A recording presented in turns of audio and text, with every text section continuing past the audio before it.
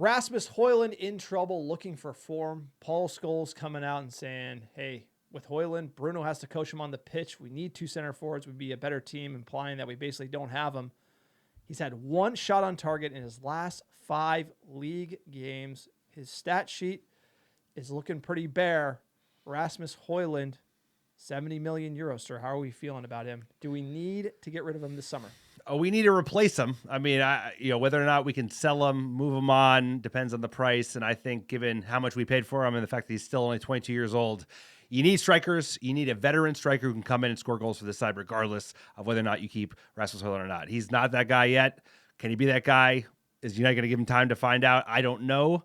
I would do it because I would just bring in 2 more strikers anyway and just be like, hey, you're going to need a shit ton of strikers. You spent a ton of money. You're not going to be able to really move him for any money this year. He's not on a lot like some of the other guys like Sancho, like Rashford, but he's in terrible form. His head looks all out of the place. He looks nothing like the player he was last season where he showed a lot of promise in his freshman year at United. So it's one of those where if you sold him, you'd sell him for a huge loss. But at the same time, it's like you have to bank on him getting better.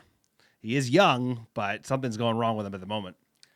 Yeah, look, year 2's big. Year 1 is, was he worth the money? I don't think you could say, you buy a striker for, 73 million euros plus add-ons. Did we get the return in year 1? I would say no. And then it was all year 2. We needed to see 20 goals, him be the man, like earn that starting spot. It was also strange how we brought in Xerxes, who isn't necessarily a pure play number 9. I feel like that almost made it worse for Højlund this year. But he has failed on pretty much all metrics as it relates to like what you would look for in a number 9. And that's really what's tough is you have a young player. He showed some promise. He had a tough Euros with Denmark and then kind of fell off a cliff this year. As United, could you get a cut rate 20 million euros in a swap, right? Where that's what we're hearing, some sort of swap deal with Højlund. I'm sure that's United trying to wheel and deal. I would probably take something like that because are you going to bet the farm on year 3? Because if year 3 is like year 2, you get nothing. And that's really kind of scary to me.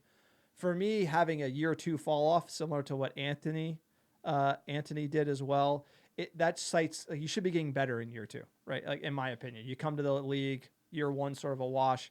Year 2, you really want to see that step up. You don't next year for Xerxes is huge. Right, next year for Xerxes is almost like, is he going to be a part of this team long term or not? And that's kind of where you would judge him.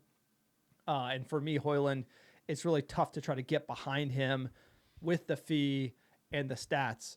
Like we mentioned, he's having trouble getting shots on target. He has 1 shot on target in his last 5 Premier League games for Manchester United. He's been getting a lot of minutes this season.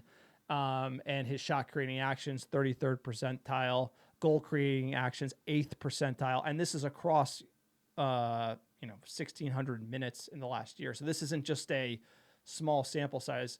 And what struck me the most going through his detailed FB ref stats is his passing numbers are even in like the low teens percentile for strikers. So when you're looking for, hey, is he going to give us that hold up? Is he going to give us that distribution?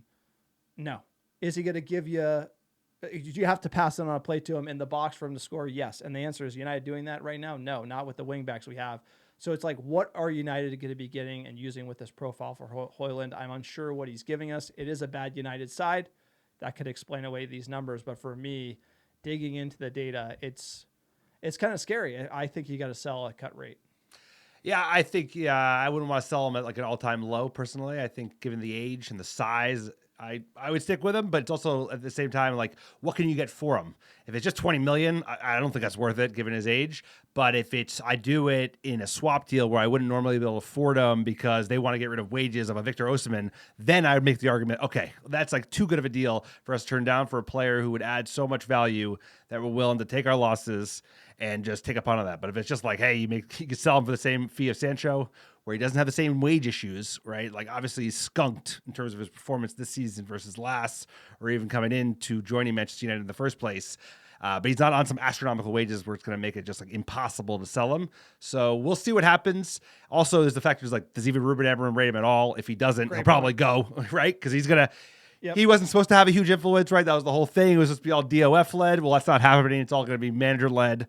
Ha ha ha. That's what we're doing again. So if he doesn't see him, that's going to be the end of him, right? Because at the same time, he might have wanted to let go of him on a loan this season, but he's got no fucking number 9s behind him, like you said. Getting Xerxes killed him because there's no number 9 to take the pressure off him, because this team needs 3 number 9s and we have 1, and he's a 22-year-old Dane who can't score. Yeah, but so there's a few things about Højlund that just the alarm bells for me ring. Like I look at him and I think, hey, there's a player there. You know, I look at him and say, hey, that guy. You look at the physicality, you look at the profile, what he's done in his past, and you're like, he should be able to be effective in some way for United. And his characteristic is he goes missing in games. Like that's what you're looking at his stats for passing. It's like he's not even getting involved. He's not coming. Usually strikers aren't getting involved. They're coming deep. You watch like a Lewandowski or even like a Wout Weghorst for United. You know, he's not getting service, like coming deep, getting involved in the game. That's sort of the striker showing his frustration. Then the team sort of picks up on that. Højlund just goes, and he does that for Denmark too. And noticing that same characteristics of him going missing for United in Denmark. Good strikers don't go missing. Good strikers are going to come deeper. They're going to get involved. You're going to see him passing over the ball and also getting fast wingers involved. And so when you see Xerxes' stats, you're going to see that much more involvement coming deep. That could also be a bad habit depending on what the manager wants. But for me, for Højlund, maybe sacking a manager midseason is going to help his form. You know, could he figure out next year?